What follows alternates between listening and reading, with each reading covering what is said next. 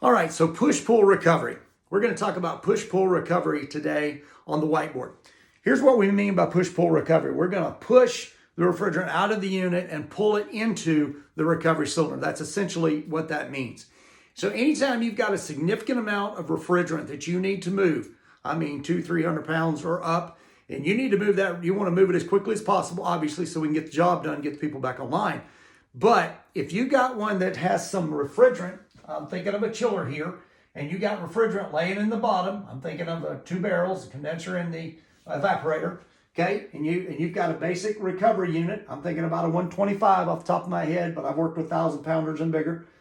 And then you've got a basic recovery unit, okay? So what we're gonna do is, we're gonna hook from our liquid line here, we're gonna hook up a hose that's gonna go into the liquid port here, okay?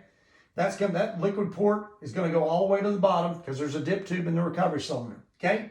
We're going to pull vapor off of the top of the recovery cylinder, and we're going to bring it back to the recovery unit.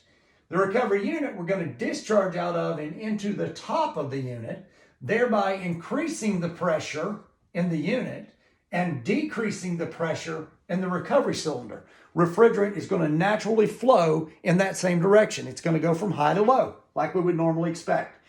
A couple of things you want to do here. You want to make sure you put a scale in here and do not exceed 80% of your nameplate on your recovery cylinder. Whether you're doing a 50, 125, 1,000 pounder, doesn't matter. Don't go above 80%.